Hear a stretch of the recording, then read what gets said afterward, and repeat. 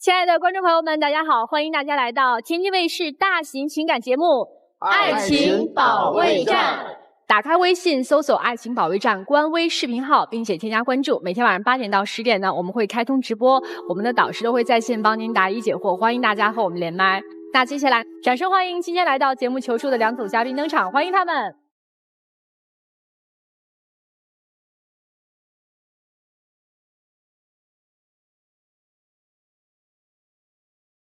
本期第一对情感嘉宾，小周20岁，来自安徽，自主创业；小蔡21岁，来自安徽，应届毕业生。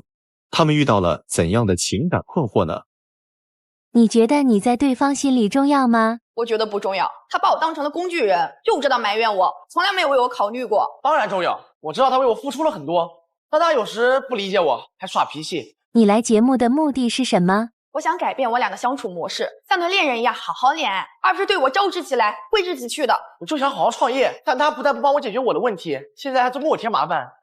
你们2个人谈恋爱多长时间呀？谈了1年多了。那谁先说一说问题呢？就是他上面说的呀，他说我不会善解人意。我感觉我挺善解人意的了吧？不是的吗？我说的不对吗？你在外面面前就这么说我了？我什么时候在外面这么说你了？他自己创业。他开了一家舞蹈的一个小公司，我是学舞蹈的，我就是工具人，我应该去帮他去做一些舞蹈的排练演出。我只想好好跳舞。他每天要去跟主办方那些人去对接什么的嘛，他把我一个人晾在演员那一边。我真的只想好好在舞台上演好我自己那部分，但是我现在因为他的事情，我要去跟那些演员对接，然后呢，我做好了，一句夸奖没有，我要做的不好了就骂我。哦，那这是你老板啊？不是，我不是把他当做舞蹈演员，就是我们更多的还是一起在前进吧。他在他这个公司之前，我也有我自己的事业，我是把他这边当一份兼职，偶尔去帮帮他的忙。所以不给钱的是不是？不给钱，给钱啊？不给钱。你吃穿住行，你身上哪件衣服不是我买的？住的房子不是我的，是不是我的？你给我买点衣服，给我搞点饭吃，就是那个那我工资呢？那我天天给你忙点活，我都没工资呀。你花的每一分钱不都是我的吗？所以兄弟，我刚才问的就是你给他发工资吗？给，正常给。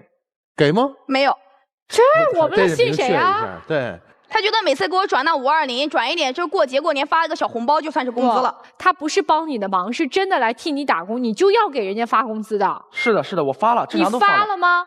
发了，但是他会不收，因为他工作他忙呀，他创业什么的，他有的时候给我发红包，然后如果他觉得说给我发那些工资，如果我收了。就显得我很拜金啊，就是我又收2头的，我一会又是他工作的员工了，一会又是恋爱的老板了，跟演员那边我就更说不清楚了。也就是说，人家主动有意给你工资，但是你不收，因为刚开始的时候是帮忙，后面感觉帮着就理所当然了，就陷进去了。对，所以你后来就不给了。哦，他后来也就不给了，你后来觉得不太合适了。对，你现在是怎么个帮忙法呢？有事就找你去是吗？每一场跳舞，只要有舞蹈，然后有排练啊、演出什么我都在。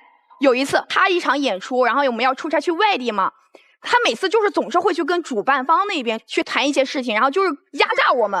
一天本来是定的3场演出，结果那边主办方看到了，哎呦说这个帖子好你们能不能即兴在这个地方跳一段，这个地方也好，也再加上。那一天从早上8点排到晚上11点，总共6场演出。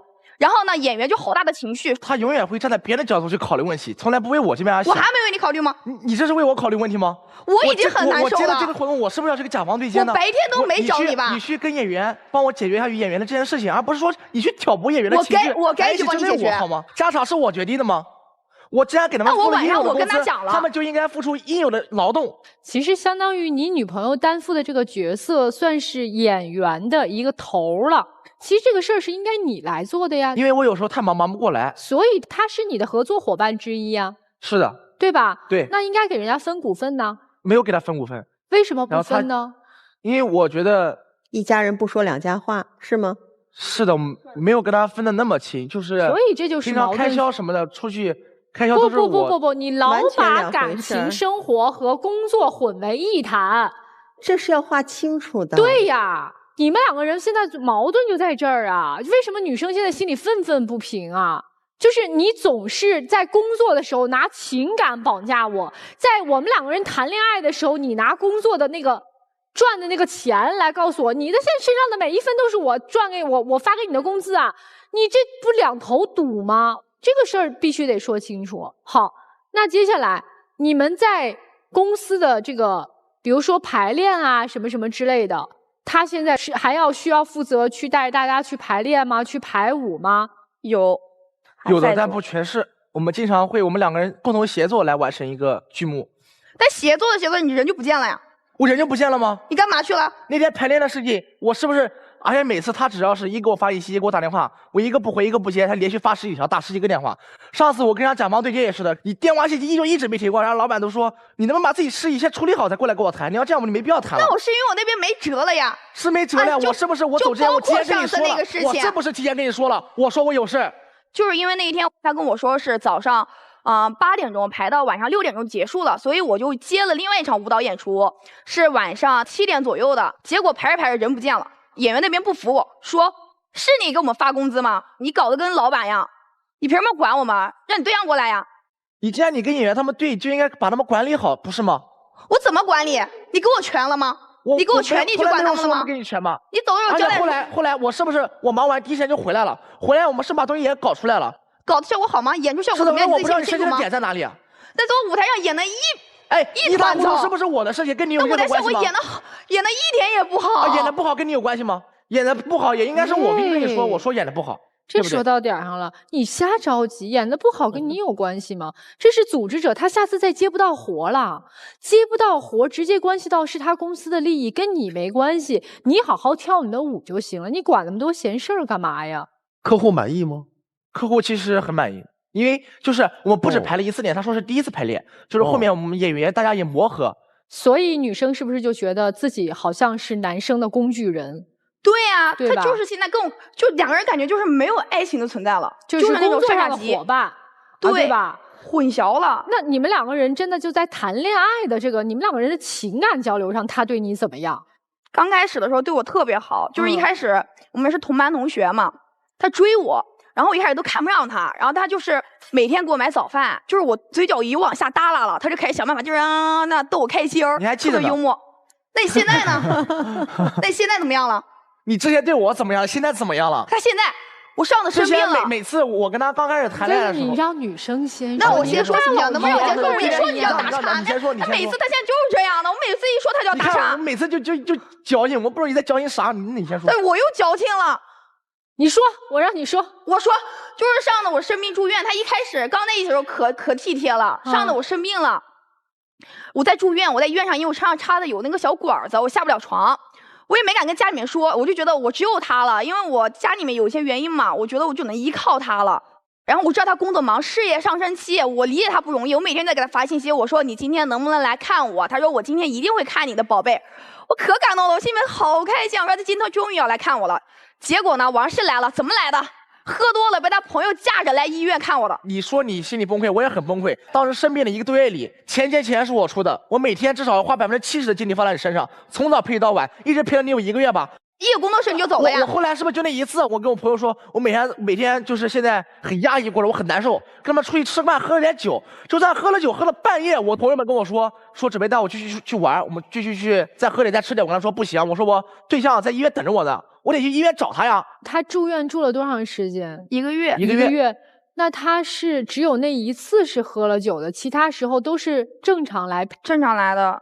我都是在趁着他工作不忙的时间，我说今天能不能来看我，能不能来看我？那已经是我能拿出最多的时间了。那你1个月当中去了几次嘛？基本上1周7天会去5天。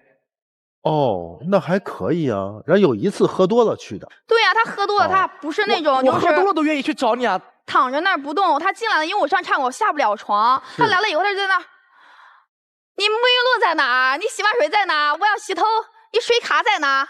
我谁照顾谁？我觉得他来是照顾我了。有没有想过，那1个月每天从早到晚都是我照顾你的，你的吃喝拉撒，可我都下不了床呀。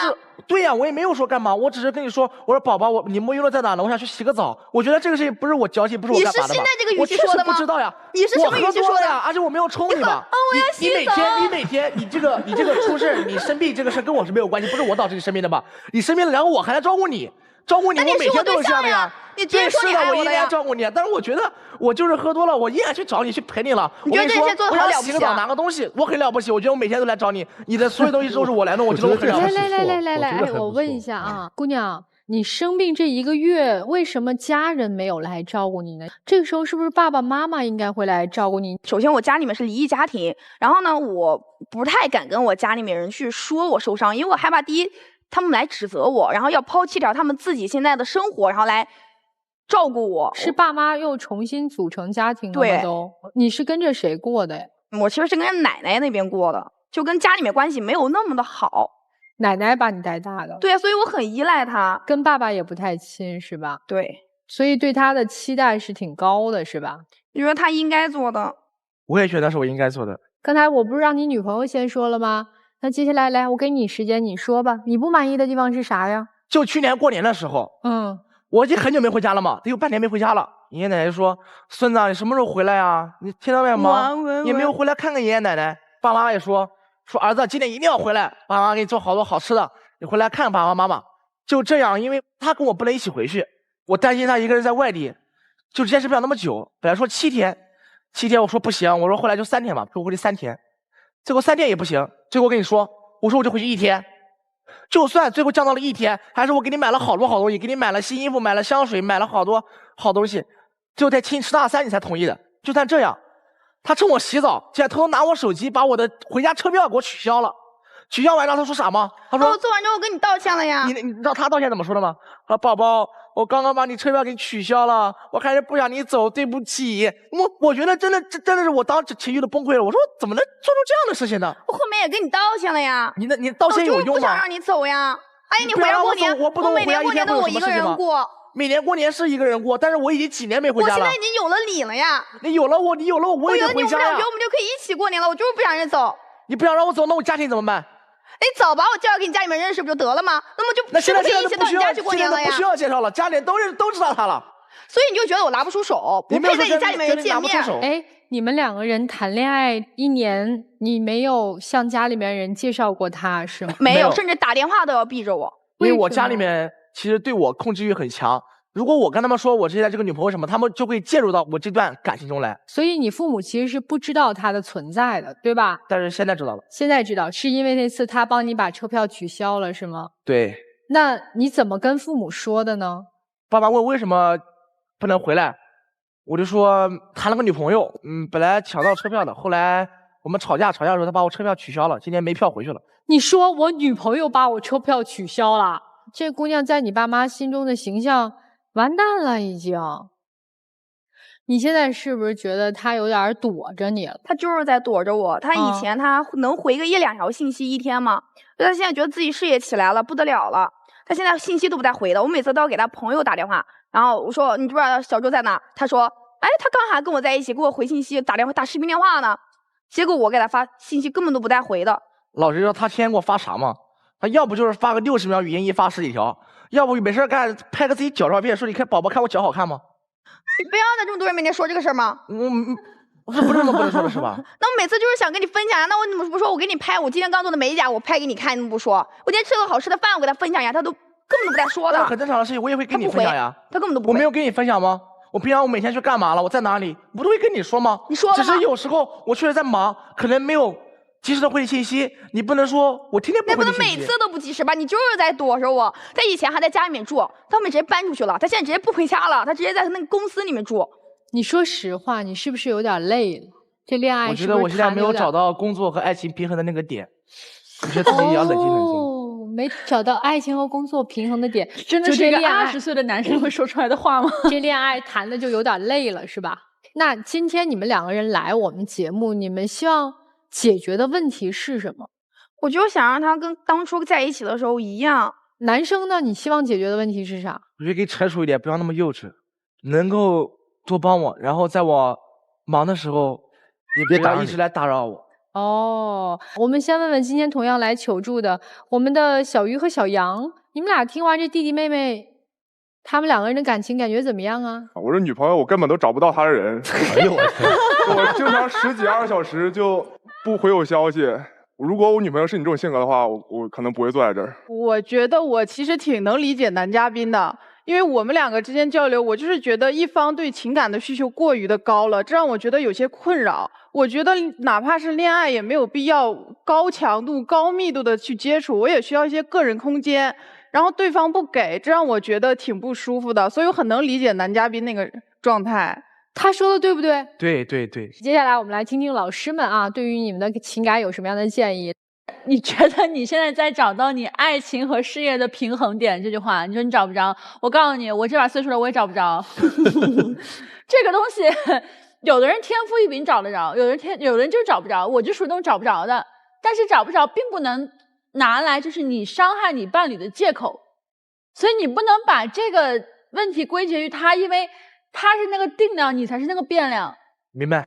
你现在的阶段是苦于你在做好事，但是你没有好好讲道理。你在赚钱，然后你把钱给他花了，你认为你给他花了，首先，对，我当然他认为他能够理直气壮的说，他认为他给你花了，说明这个男人他的劳动所得他是愿意去为你付出的，他只是没有长一张好嘴，会好好说话。我觉得你不要跟他一起工作了，只要你跟他不在一起工作，只要你不给他那么强的安全感，我跟你讲，他还回来追着你跑。姑娘，你应该离开他，你要做一个坚定的、坚强自己的人。首先就是成全自己的自我成长。你们两个都没有在这个事情里面有一个很好的自我成长。女生，你先跟他工作切割开来，然后你去凭你自己的本事，你也去赚钱，然后你交你自己的好朋友，这样你的情绪就有出口了。第二个点就是，你是一个对情感浓度需求很高的人，他其实对情感浓度需求也挺高的，你知道为啥？因为他会跟你来回的吵。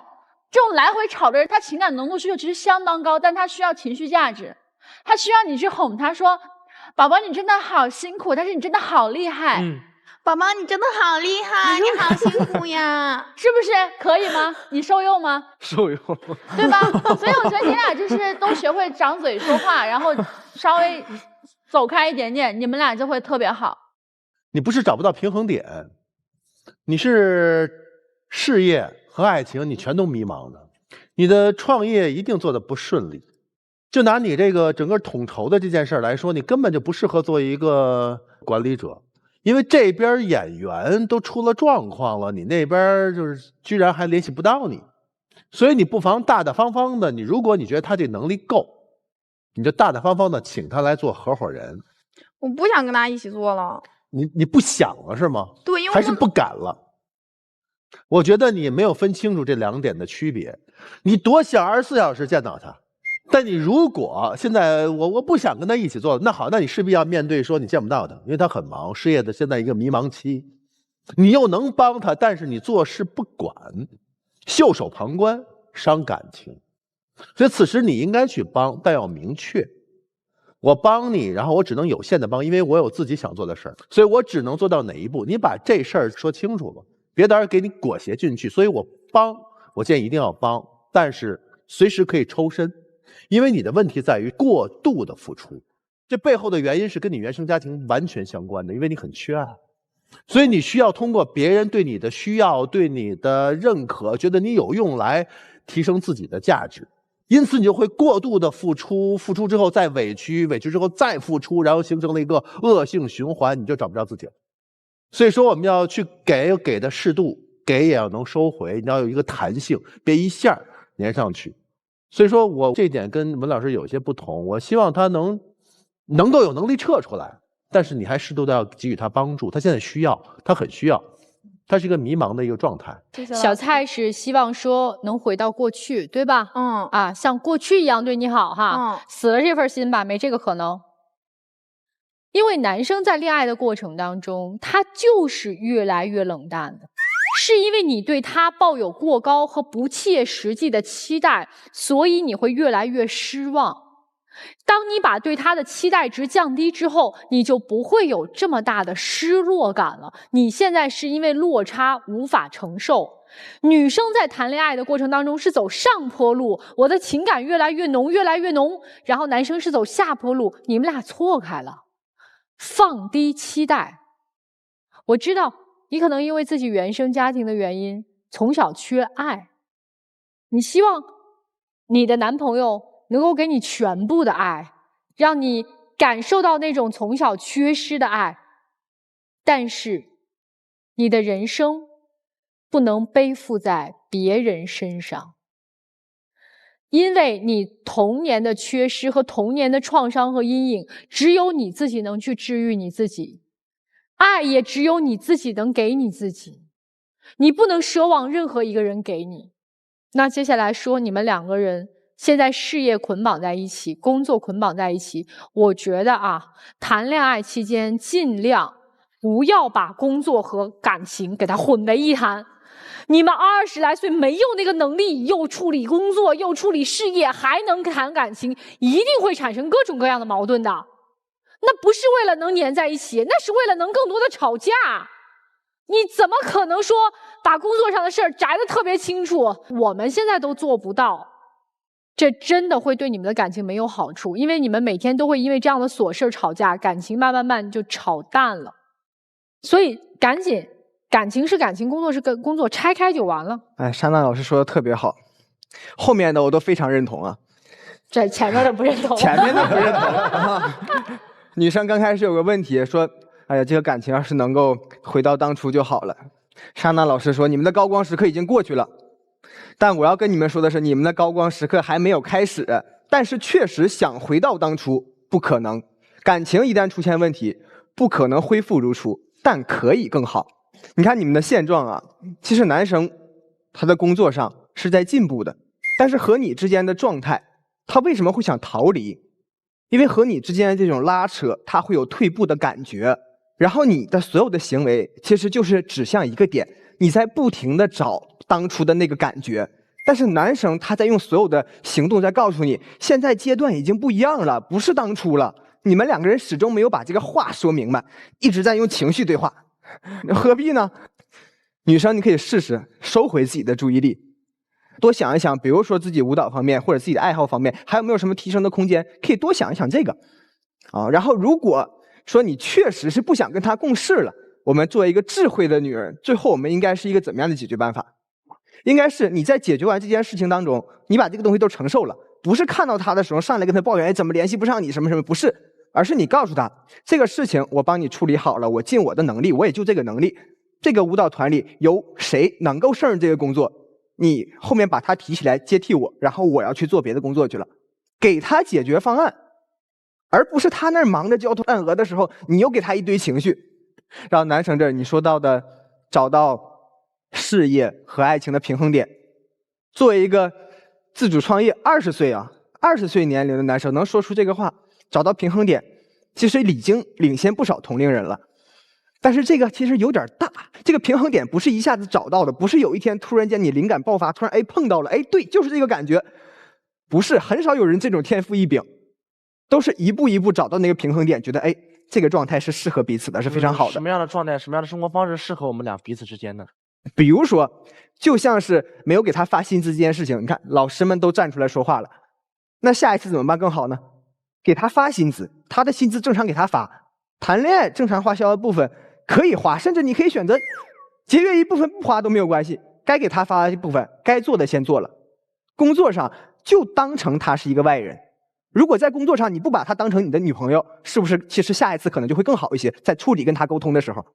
因为我在你身上我能感觉到你是有担当，也是有一些情商的，你如果不把他当成你女朋友，你跟他对话其实应该也比较流畅。是的，所以工分得更轻一些，那样下一次会不会更好？这个算不算是其中一个所谓的爱情和事业的平衡点？是的，其实就是了，就很多的细节，这个需要你自己一步一步的去理出来。刚才女孩子，其实我就觉得你在台上所有的表现呀、眼神呀、动作呀很可爱，但是她在打拼事业的时候，她已经在逐渐步入到一个成熟的男人的这样一个行列里。他需要你能做出一个更成熟的姿态，而不是以这样的一个姿态继续停留在那个小女孩，这就拖后腿了。这段爱情能不能更好，取决于你社会化的程度能不能越来越高。你的世界当中，我刚才在整个讲述的过程里，我没有听到你有太多的朋友，我没有听到除他之外你还有其他可以和你共同消化时间和消磨时间的这些友人。你希望成为他的全世界，但这个答案一定是否定的。人生在未来，一个需要做减法，一个需要做加法。做加法的人，他要的无非就是更多的陪伴，那就再拿出一点时间给他陪伴，但是不是无限制，也不是没规律，也不是想要就能得到。因为他有他要去打拼的事业。还有一个要做减法啊，就是你获得安全感的方式，或者被疼爱的方式有好多。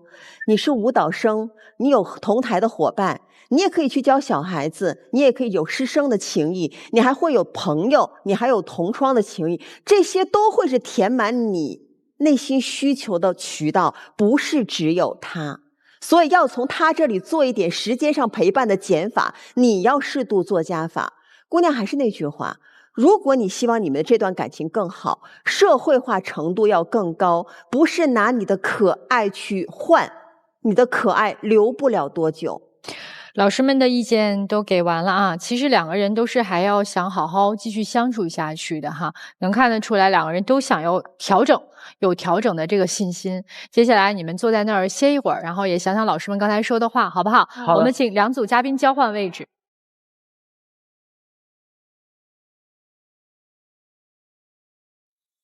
本期第二对情感嘉宾，小鱼24岁，来自吉林研3在读学生；小刘24岁，来自吉林研3在读学生。他们遇到了怎样的感情问题呢？你们的感情遇到了什么问题？我们俩性格是反着的，我是那种喜欢骑摩托车的女生，他呢是喜欢坐在我后座小鸟依人的老爷们儿。他觉得我太强了，我觉得他太弱了。他的性格又叛逆又向往自由，他都不让他爸妈知道我俩在搞对象，我特别没有安全感。你对对方有什么不满？他特别不独立，遇事还总想逃避，特别不爷们儿，而且他很有优越感，总想让我依靠他。他的情感需求特别少，不会谈恋爱，而且我俩约会，他觉得男生多花钱是应该的，我觉得不公平。情感问题无人倾诉，渴望专业的解答与指引，即刻打开微信，扫描屏幕二维码，添加爱宝小助理的微信号。每天晚8点，微信视频号官方直播间，资深情感导师暖心陪伴。前100名添加的朋友还可以免费领取情感沟通课。让我们助您解锁生活幸福秘籍。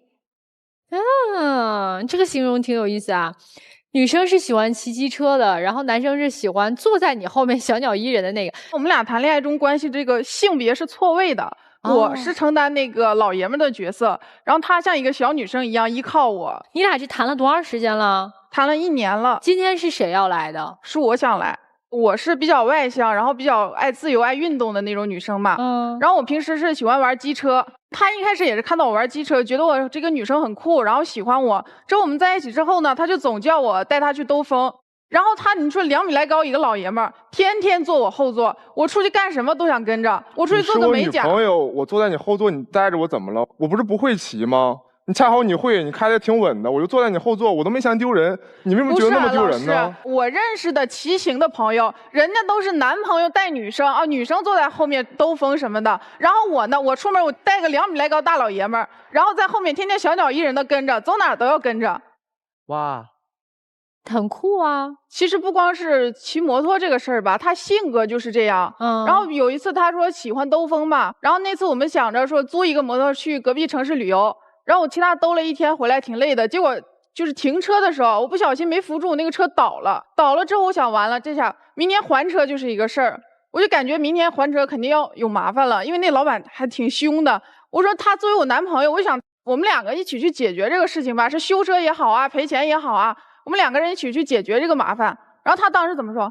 不去，你一个人去吧。我不去是有原因的呀，我当时就觉得。你一个小姑娘，人家也不会太为难你，而且修车那些东西，我没骑过摩托车，我也不太懂。你说你作为一个老爷们儿，你陪着我去也好啊。然后就不去好，我说算了，明天我去看看什么情况嘛，如果实在解决不了再叫他嘛。结果明天去了，果然是附近都没有那个修车的店。然后我和那大哥，我们2个轮着推，300-400斤的机车，那个大哥推，我在后面给他搭手嘛。我们俩从上午10点推了2个多小时，12点多才推到那个修车的地方。第2天回家，我手都直突突。那个大哥中途说：“你推不动，你叫你男朋友来嘛，搭把手，是个男生，也能帮帮忙。”我也从11点多给他打电话，打20多个，一个都没接。干嘛去了？当时下雨睡着了嘛。你的完全就是借口，他明知道有事就是想躲。而且他就是你不担心你女朋友自己去还车，这个对方如果是一个特别凶神恶煞的人，你女朋友出点什么危险吗？当时可能没考虑这么多吧，他就觉得可能我一个人什么都可以处理好，我一个人就算他不去，那他说，那你第二天你不还是解决好了吗？我觉得他这人特别没担当。你说遇到事儿往我身后躲，他还不光是做事上没担当，他自己想法也没什么主见。比如说恋爱这件事吧，他觉得他跟家里事无巨细谈，他不光是跟父母讲什么我谈恋爱了，然后我没跟家里讲。我和父母谈不是因为我重视咱俩的感情吗？我想咱们两个有一个未来吗？谁像你，咱俩谈了1年多，你都没跟家里说过，家里根本都不知道有我这么个人的存在。你跟父母讲，你跟父母怎么讲的？你要说跟父母讲说，爸妈我谈恋爱了，我谈了个女朋友，那挺正常的。他像一个没长大的小孩一样，哎，我们今天吵架了，我们今天去哪儿玩了，我们明天去逛街了，我们吃什么了，喝什么了。我就是觉得我父母经验比较多，有一些事情我拿不准，我想问问他们的意见。哎，我发朋友圈了，女朋友没发朋友圈吗？哎，你还说发朋友圈这个事儿，我俩在一起第1天，我就发朋友圈官宣了，然后现在1年多了，让他发的一直不发。我不发朋友圈是因为我朋友圈从来没有发过个人就是生活分享啊、隐私啊，我从来都不发的呀。那你朋友圈发啥呀？我发的一般都是工作，因为我平时有做兼职，那我就发工作的。我想发了工作，加了一些不认识不熟的人，我从来不发隐私，也不发自己的生活，也不分享什么今天吃什么、去哪儿玩、开不开心。你的任何一任男朋友都不公开的哈？我之前只有谈过一个，然后那个时候是有公开，因为我那个时候比较小。那你会带他去认识你的朋友吗？这个是有的，就是因为他平时也很黏着我嘛。我现在我只要出门，我就是不论是摩托车啊还是开车，我什么都带着他，聚会啊、吃饭呀，我所有线下的朋友都是知道我们的恋爱关系。哎，你们两个人在交往的过程当中，这个男生的生活能力怎么样？能照顾你吗？感觉就像一个很不成熟的小孩一样。就是拿跟父母说这个事嘛，他之前跟父母讲了，父母就是对我印象一般，不是很支持我们。然后他还总想把我往家里带，说：“哎呀，今天见着我父母，我觉得合适了。”我认为这个时机还没到，他父母也没有完全的接纳我。都1年多了还没到，你觉得什么时候到呢？非要等到谈婚论嫁的前1天吗？我一直推着不见，然后他倒好，他说他父母没在家，说叫我去他家吃饭吧。你叫我去你家吃饭，到了你告诉我你不会做饭，然后到那说，哎，我听说你做饭挺好吃的，给我露一手吧。我谢谢你给我这个平台展示我的厨艺是吧？我不是说咱们两个一起做饭吗？我可以帮你洗菜，帮你打下手什么的呀。你洗菜，你洗过菜吗？洗菜连摘菜都不知道，洗菜直接全放里，带着土的不知道摘，洗完了香菜带着梗的往那一放。没洗过，你教教我就可以了，为什么这么不耐烦呢？放热水，说，哎呀，这个动手啊，放点热水洗菜吧。行，算了，你没做过，我给他做了，我给做4菜1汤，什么溜肉段，什么锅包肉，什么拌凉菜，什么都给做了。我说你给我打个下手，我说你给我打个下手，问问调料，我说给我递个糖，递个盐，你家淀粉在哪儿啊？不知道，没要。哎呀妈，那个调料在哪儿？这个在哪儿？那个在哪儿？他一问他妈，他妈妈不就知道你来了吗？他说我要学做饭呀。他说：“哎呦，我看那个教程，正好今天我自己在家，我学做饭吧。”他妈妈还嘱咐：“哎呀，那个燃气灶一定要记得关呐，那个水阀要记得关呐。你一个人千万小心，别把厨房弄着火了呀。”我觉得24、25岁的大小伙子了，在家还要父母这样嘱咐。就那天我们吃完饭，他连碗都不刷，等他妈回来刷呢。那你说他一个人吃饭，他妈妈回来一看见了4菜1汤2个碗，怎么解释？他本来也没想解释。你以为他妈妈是傻子吗？真相信他儿子自己在家会做饭呐？是啊，所以说他所有的事想的都很幼稚，很简单。他就是想让他妈妈看看你做的这4菜1汤啊。然后你到现在见他爸妈了吗？没有，一直都没见哈。没有。哦，你打算去见吗？我觉得现阶段肯定不是合适的时候。明知道他妈妈不喜欢我呀，那我肯定是要等。我就是觉得有一些不喜欢你的原因是。就是因为他事无巨细的跟家里汇报，好的他说的比较少，就是闹心的事啊，跟我发生不愉快的事啊，就去问家里。那你打算什么时候跟你们的家人说呢？我是打算等我们感情稳定了，或者说以后工作也能稳定了，经济起码要独立，这个时候我们2个人有谈婚论嫁的打算，那我这个时候我再跟家里讲。你现在是在做兼职是吧？没有，你们2个人其实都没有规划是吧？工作的话我们有签，但是我们现在还是学生吧，我还是以兼职为主。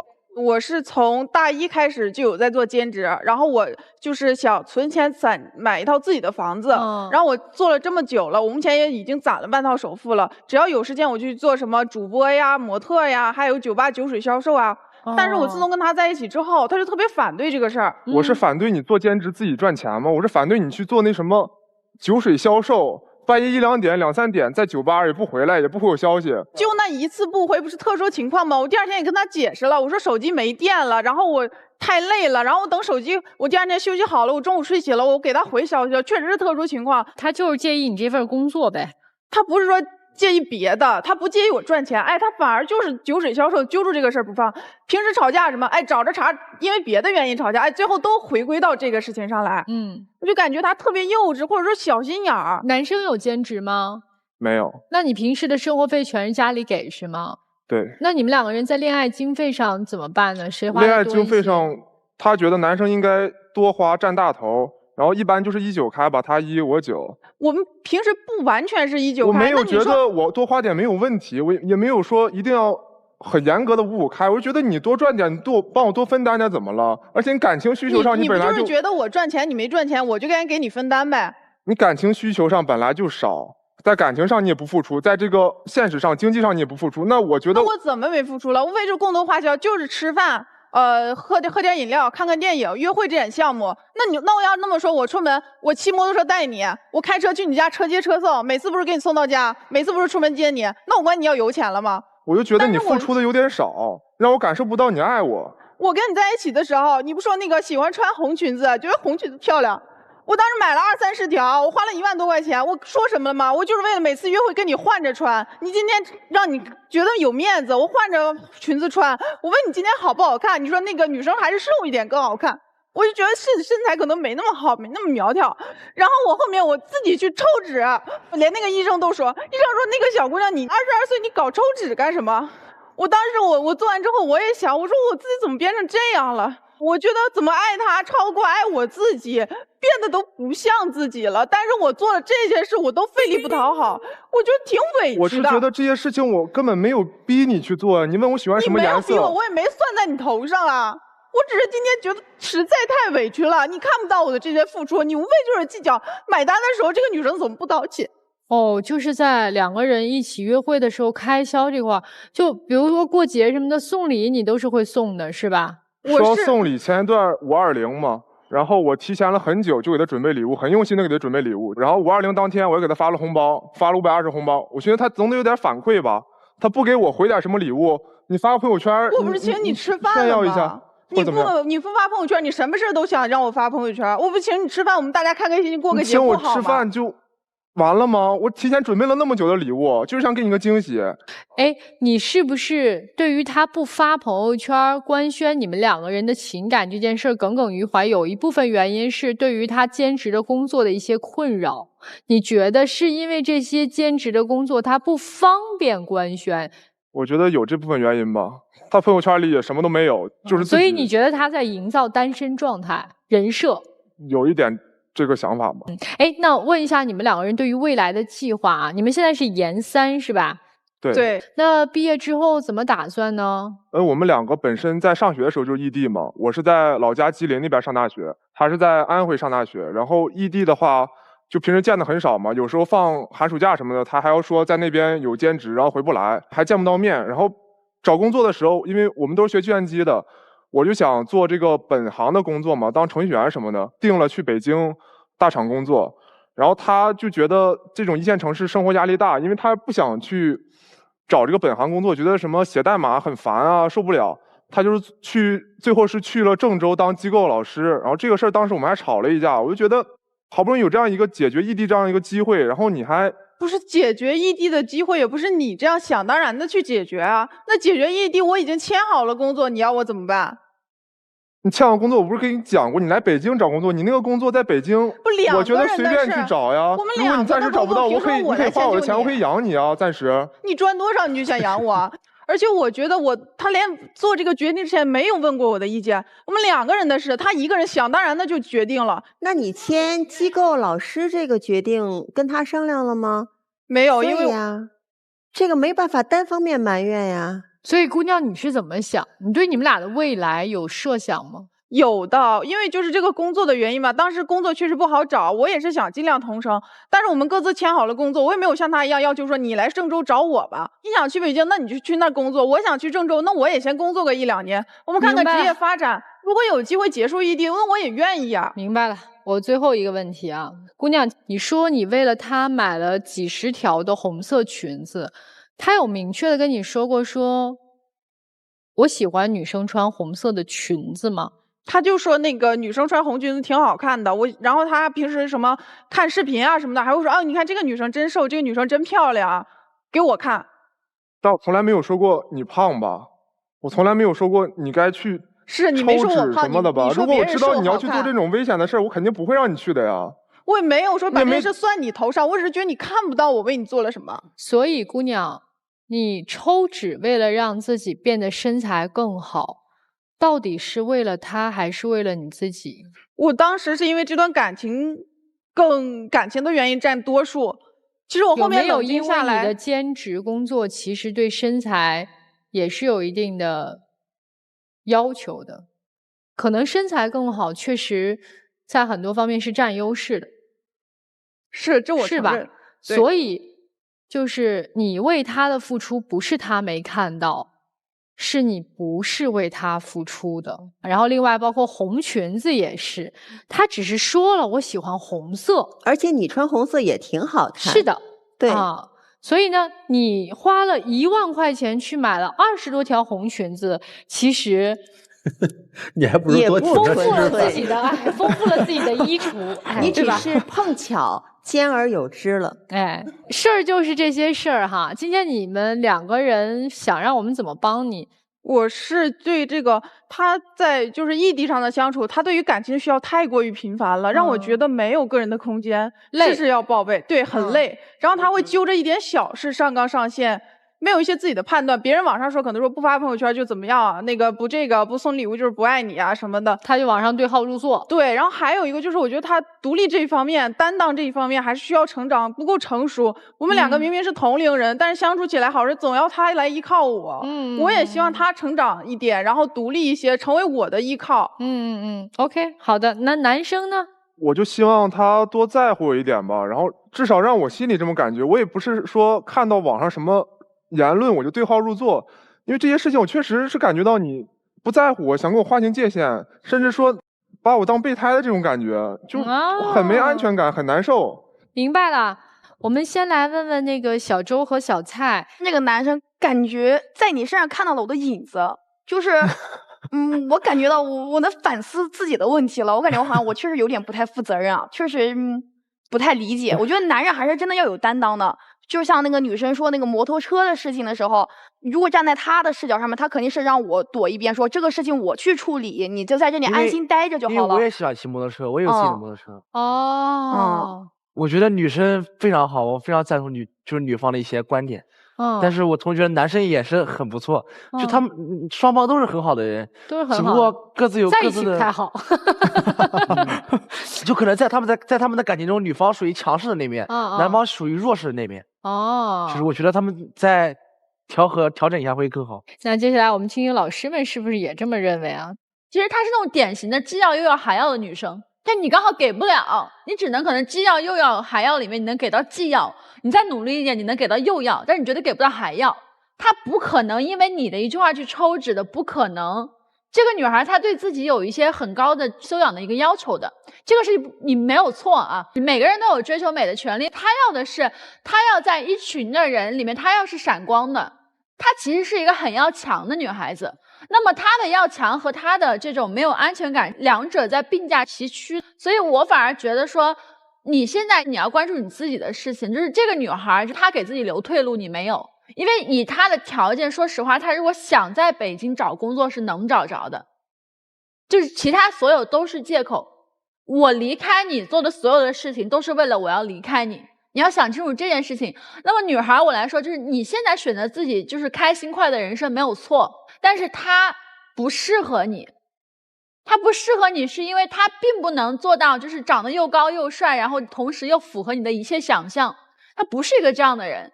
那么你们俩继续走下去之后，你唯一有可能的，你说结束异地恋，我觉得更多的可能还是他来走向你，而不是你到北京你走向他。除非是这个时候你有一个非常非常好的工作机会，到那个时候你也不是因为他去了北京，只是因为刚好他在那是个加分项，但他并不是必选项。那如果这个人不是你的必选项，同时他又达不到你未来对一个理想伴侣的一个标准的话，我觉得你们俩其实不适合往下走。所以我觉得你们俩都可以冷静冷静。既然已经是异地恋，我觉得其实也可以慢慢的就是先尝试一下，说不一定要跟对方有这么强的交集。我觉得你可以再看清楚，看这个人到底有多爱你。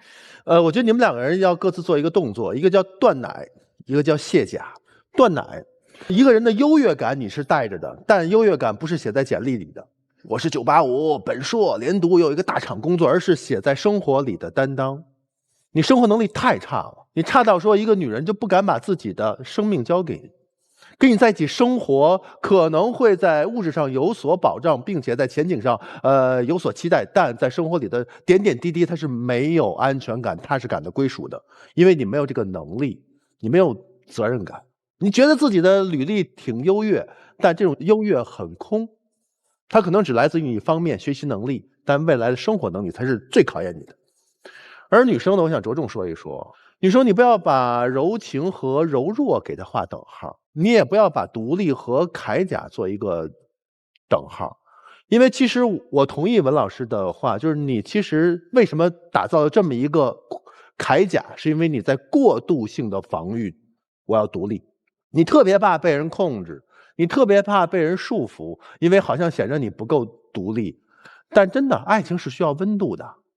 其实说句实话，你的选择我并不认为明智，你的工作的选择，因为在北京发展你的事业会相对来说机会更多，当然压力也有，但你有一个比较不错对你真心所向的爱人，他真的很爱你，只是不知道怎么去提升自己而已。你看你过往的兼职，我真不认为那是一个正确的选择，晚上去酒吧去做销售，消耗了你或影响了你在专业上的一个发展，很显然他的发展会比你更好。所以说你不要过度于在自己的外在上吸脂也好，换很多的漂亮衣服也罢，那个都会被时间所消耗掉，而你真正的含金量应该在内在而不是外在。所以抓住现在青春的机会，抓住现在你们美好的憧憬，我认为你应该到北京来，我们应该有面对压力的勇气，那才是真正的一个敢作敢为，真正的独立。我不支持曲总的观点，我觉得一定不要去北京，因为他们两个人就不是一路人。一个是在人生选项当中恋爱排位非常靠前的男生，他就是觉得我的家庭，然后我的这个恋爱，我的婚姻是在我人生排位比较靠前。当然男人是要有事业的啊，但是一旦在恋爱或者说在进入家庭了之后，他会觉得家庭里面的很多的事情跟工作甚至是齐平的，对吧？家庭观念会很重。但在女生这儿，恋爱和婚姻跟她没啥关系，她是一个非常独立和自主的一个女人。她甚至觉得当我没有事业，或者当我自己没有赚够足够钱的时候，我是坚决不会走进婚姻的。甚至恋爱有的时候会阻挡她的事业，她在做切割。所以她一定不会去北京的，因为她去了北京，就相当于她在潜意识上是在依附于她的男朋友，这是她坚决不允许自己发生的事情。所以在她的观念里面，她觉得恋爱是排在最后一位的，甚至为什么男朋友会觉得她自己有备胎的感觉，她就是她的备胎。什么朋友圈发的都是工作呀，什么朋友圈里面从来不会发自己的个人的一些东西啊之类的，是有，你可以用公众号。你现在屏蔽你男朋友在你的客户群，其实说白了就是你男朋友阻碍你在很多兼职工作上的一些业绩。你如果说了自己有男朋友，很多客人可能不找你买酒水了，这是一个非常现实的问题。我觉得没什么说不出来的，我就是不能告诉别人我有男朋友了，你接受吗？你要接受我们在一起，不接受拉倒。但是姑娘，你有一点会让人不舒服的是，这个男人对你来说没有那么重要，甚至说你可能爱的不是那么浓烈，但是你偏要把自己演出一副我很爱你，我为你付出很多，你看不到，然后我明明是一个什么样的人，我没有这样，你偏要把我那样想。你不是这样的就不是，真诚对待他就可以了。他没有什么生活能力，但他在情感上不是个傻子，他能感受到他自己是一个可有可无的状态。所以我觉得如果你真的很喜欢他，就认真的跟他交往。如果你真的觉得这个男生对我而言可有可无，你就放了他。不能站着。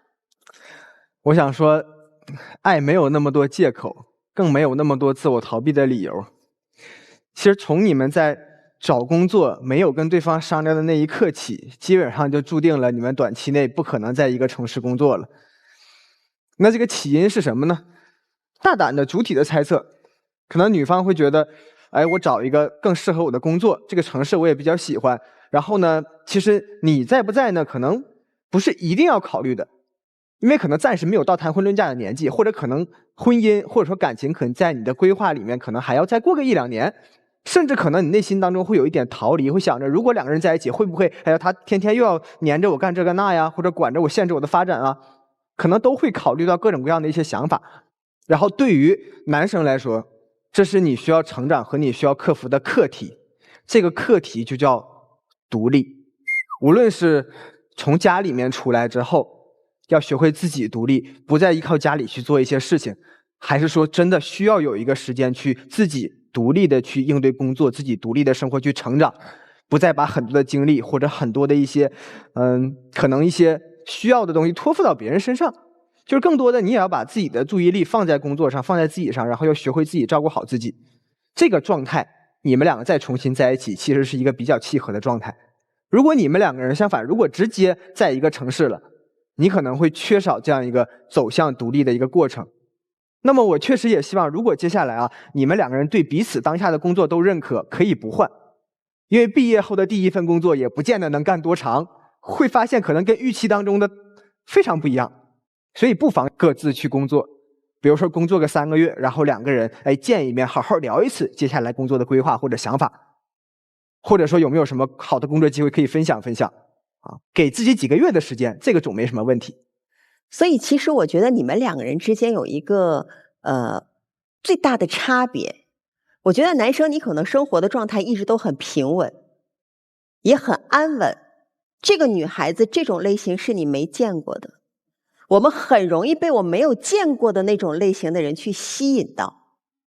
但是这个类型你不熟悉，你是因为好奇而靠近，靠近之后什么感受你自己知道。女孩子，其实我是很想告诉你，将来也许有一天兜兜转转，你会发现那种安安稳稳的过日子，平平常常细水长流的生活是你向往的。这个男孩子他生活的那种环境和那种稳定，那种安全感，其实是你想靠近的东西。但是也许要等你闯荡了之后，你才会明白，你向往的是那种安稳和不变。但是在一切都没有发生改变之前，你是要去飞的。现在就取决于你手里的那根风筝线愿不愿意交给他。我刚才在这里我就有一种感觉我觉得你们2个人也许真的向前发展的话，各自发展不放在一起我觉得你应该是一个20多岁就结婚的人，但他可能会是个晚婚的人。但是要把你们俩放在一块儿，那么现在能够暂时的分开其实是好事。分开之后会冷静，更清楚的看清楚自己到底想要一个什么样的伴侣走这一辈子。真的，你要的是可以自己掌控的人生，但自己掌控的这个人生是什么样呢？是细水长流、柴米油盐，还是风风雨雨去看世界？你可能自己都没有想清楚。你要的人生呢？要不要充满这么多新鲜与刺激？你可能自己也没有看到你到底能承受多少。所以暂时分开，因为刚才希大老师也说了，第一份工作谁知道你们能干多久，但是也给了你们人生留下了无限的可能和退身步。走到一起不是没有可能，但得想清楚自己为了什么而选择了对方，这个才是走到一起的关键。现在肯定是没想清楚的，但是不等于分开之后想不清楚。好，谢谢吕老师。那接下来的时间呢，也请我们2组嘉宾都回到门后。好，那我们来看看我们今天第一组嘉宾他们的结果是怎样的呢？3、2、1，请开门。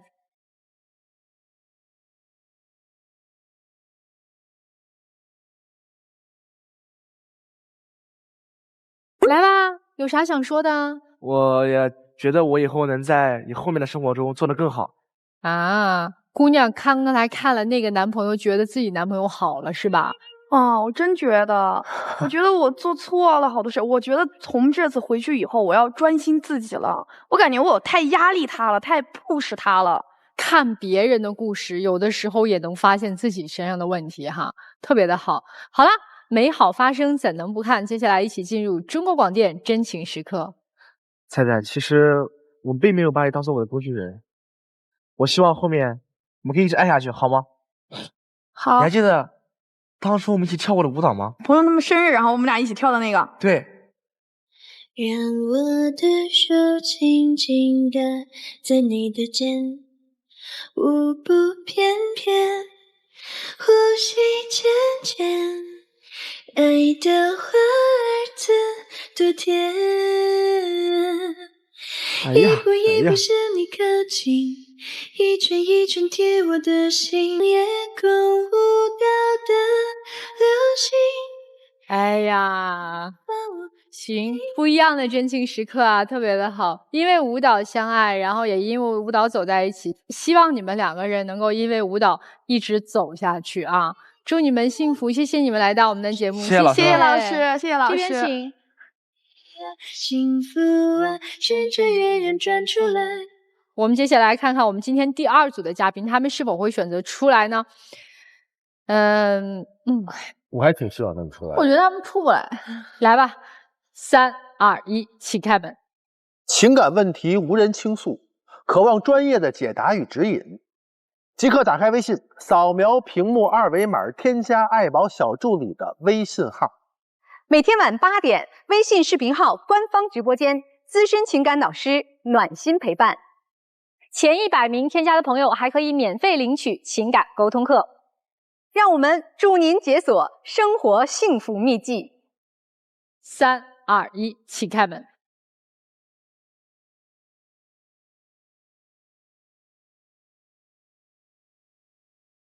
你这个真的应该是很爱很爱吧？对，我觉得真的他们要分开，我觉得太可惜了。我现在关注他们，还是希望到底是在北京还是在郑州啊，或者是异地，我不知道。异地先磨合着吧，我觉得刚才各位老师说的很对，就是可能要分开一段时间才知道自己真正想要的是什么，因为什么在一起。好的，那也反正祝福你们吧。那接下来美好发生怎能不看？一起进入中国广电真情时刻。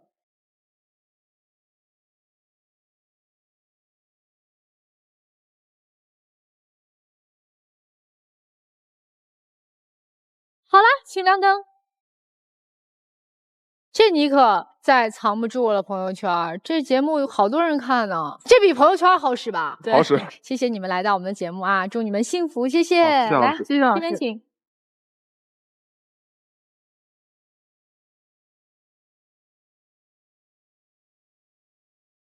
我们下期再见。